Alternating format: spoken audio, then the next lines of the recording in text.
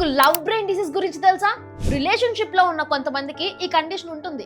Boy friend లేదా girl friend message చేసినా, call చేసినా ఇమీడియట్ రెస్పాన్స్ రావాలి అనే ఒక expectation.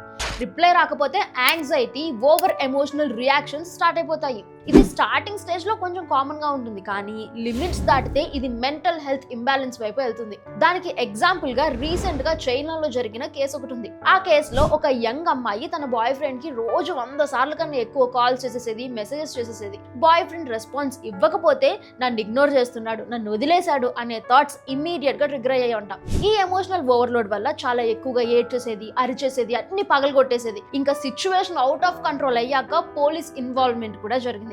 And she was taken for medical evolution. Love లో పడినప్పుడు మన బ్రెయిన్ లో డోపమైన్, ఆక్సిటోసిన్, సెరటోనిన్ అనే హార్మోన్స్ హై లెవెల్స్ లో రిలీజ్ అవుతాయి. ఈ హార్మోన్స్ లిమిట్ క్రాస్ అయితే బ్రెయిన్ లాజిక్ స్లో అవుతుంది, ఎమోషన్స్ కంట్రోల్ తప్పుతాయి. అందుకే constant thoughts, fear of losing, possessiveness, panic లాంటి సింప్టమ్స్ కనిపిస్తాయి. సైంటిఫిక్ గా చూస్తే లవ్ లో బ్రెయిన్ బిహేవియర్ ఎడిక్షన్ లేదా అబ్సెసివ్ ప్యాటర్న్స్ లా ఉంటుంది. సింపుల్ గా అర్థం అవడానికి దీన్ని మీడియాలో లవ్ బ్రెయిన్ అని అంటారు. కానీ మెడికల్ టర్మ్స్ లో చెప్పాలి అని అంటే ఇది మెంటల్ హెల్త్ ఇంబ్యాలెన్స్, కానీ ఫిజికల్ బ్రెయిన్ డిసీజ్ అయితే కాదు. ఈ ప్రాబ్లం ఎక్కువగా ఎప్పుడు వస్తుందంటే one sided love, extreme emotional dependency, నా హ్యాపీనెస్ వాళ్ళ మీదే డిపెండ్ అయ్యి ఉంది అన్న ఫీలింగ్ వచ్చినప్పుడు.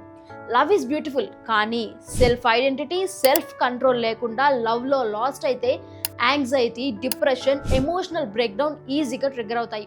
ఫ్రీక్వెంట్గా panic, obsession, sleep issues, emotional pain ఉంటే ఇగ్నోర్ చేయకండి. మెంటల్ హెల్త్ ప్రొఫెషనల్ని కన్సల్ట్ చేయడం చాలా ఇంపార్టెంట్. లవ్లో ఉండండి, కానీ మీ బ్రెయిన్ని, మీ బ్యాలెన్స్ని పోగొట్టుకోకండి. ఈ రీల్ని రిలేషన్షిప్లో ఉన్న మీ ఫ్రెండ్స్ అందరికీ కూడా షేర్ చేయండి.